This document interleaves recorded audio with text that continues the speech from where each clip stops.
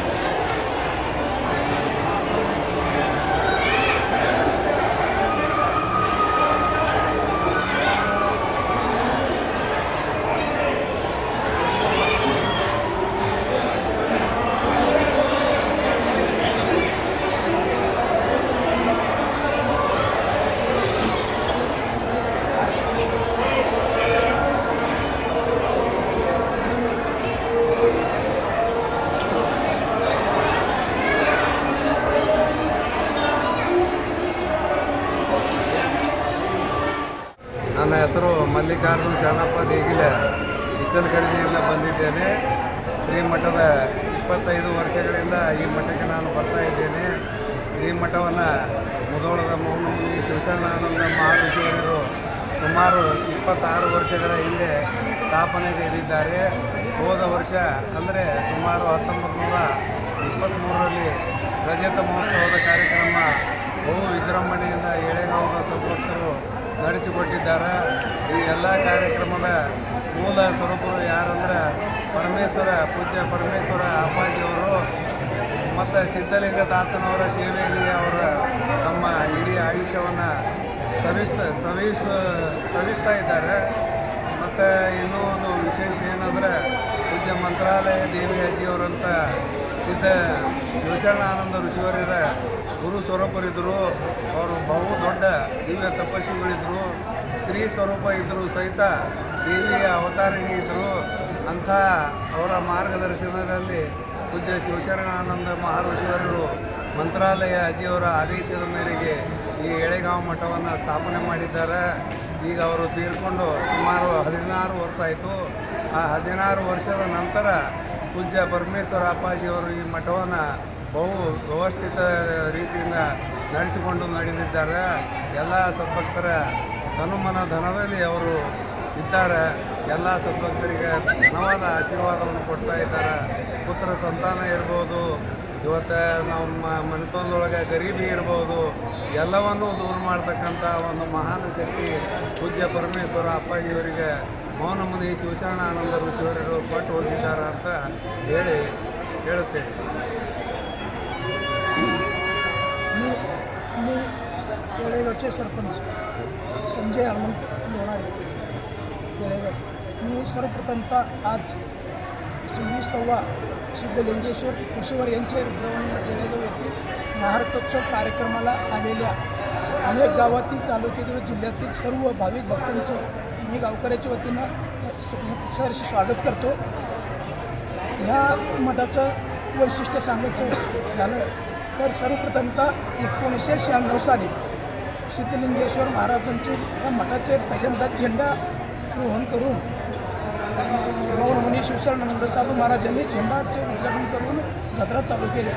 आज ह्या जत्रेला 26 वर्ष पूर्ण झाली. तालुक्यातील जिल्ह्यातील अनेक संख्या दरवर्षी इथं जत्रेला उपस्थित असतात. त्यामुळे आज हे रथोत्सव कार्यक्रम परमपूज्य श्री परमेश्वर अप्पाजी यांच्या दिव्य सानिध्यात यांच्या नेतृत्वाखाली संपन्न होत आहे. असे अनेक भव्य कार्यक्रम आज 26व्या वर्षापर्यंत होत आलेले आहेत. जेव्हा 1996 साली श्री सिद्धलिंगेश्वर ऋषीवर्यांचे रुद्रवणी मठ येळेगाव यांच्या दिव्य सानिध्यात झेंडारोहण करण्यात आले. तेव्हापासून आज 26व्या रथोत्सव महारथोत्सव निमित्त दरवर्षी 11 दिवस प्रवचन आणि 11व्या दिवशी महारथोत्सव कार्यक्रम होत असतात. त्या महारथोत्सव कार्यक्रमाला जिल्ह्यातील व अनेक गावातील बहुसंख्य लोकांनी या जत्रेचा आस्वाद घेतात. धन्यवाद.